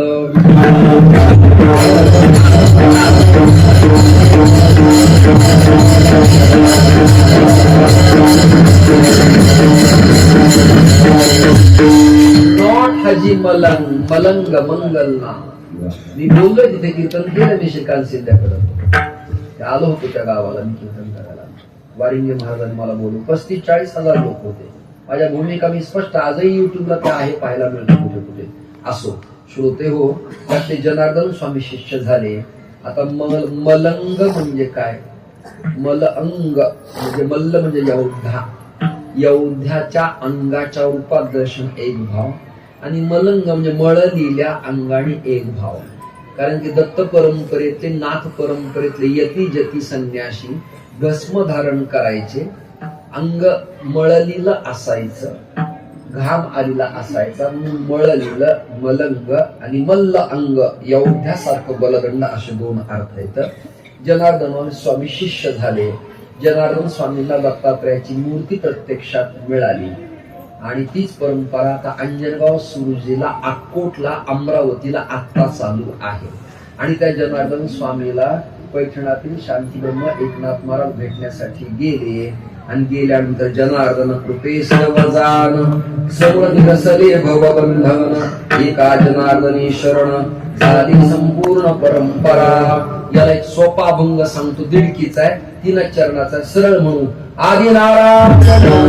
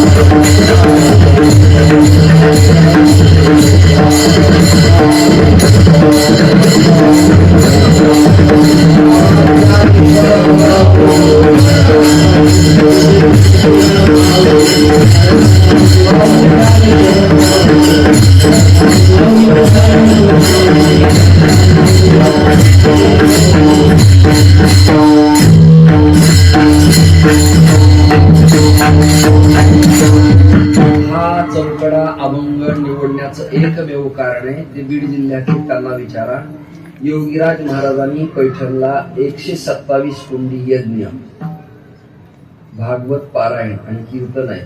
त्या परंपरेचा मी पाईक आहे. पाईक म्हणजे असं, नाथांना एक शिष्य होते, नेटला गुगलला सगळे पहा, त्यांचं नाव दंडवत स्वार. त्यांचा शिष्य केशव, नारायण महाराज, व्यंकट महाराज, रामचंद्र महाराज, धर्मराज महाराज, शाहूनाथ महाराज, त्रिंबक बाबा, अनंत आणि अमृत. मी त्या परंपरेतला आहे. मी पैठणला राहणे गरजेचं होतं, परंतु जर आलो नसतो तर केसर करताही माझ्यावर नाराज झाले असते. मी या ठिकाणी आलो आता आल्यानंतर पैठणला तर गेलो नाही, पण पैठणचं चिंतन इथे करावं अशी भूमिका डोक्यात माझ्या फिड होती. वातावरण अनुकूल प्रतिकूल सगळं सांभाळून आपण कीर्तन केलंय. पुन्हा एकदा हात जोडून सांगतो, मला सोली व शांततेची सवय. मी पंखा कुल काहीही चालू ठेवू देत नाही. या तत्वावरच कीर्तन आतापर्यंत केली आहे. उरलेल्या काळात थोडे दिवस करायची, पुढे आपल्याला थांबायचे. माझ्या प्रिय टाळकऱ्यांनी, भजन म्हणणाऱ्यांनी, प्रमाण म्हणणाऱ्या महाराज लोकांनी, पखावज वादकांनी मला अतिशय उत्तम साथ केली. स्पीकरचा ध्वनी मला अपेक्षित त्या दोघांनी करून दिल्याबद्दल त्या दोघांना धन्यवाद देतो. आणि माता भगिनी आबालबद्दल ग्राउंड आपलं भरलेलं आहे, पण आता शहरातल्या जागा काही वैयक्तिक कुणाच्या मालकीच्या नसतात, त्यामुळे कुणाला काही बोलता येत नाही. मग कुणाला काही बोलता येत नाही, आपण बोलणं बंद केलं बरं असं कधी कधी वाटतं. हे कीर्तन प्रभूच्या चरणी समर्पित करतो. ज्ञानोबराय तुकोबराय नाथ राय आदी करून संतांच्या चरणी समर्पित करतो आणि माझ्या सगळीला विराम मी देणार आहे.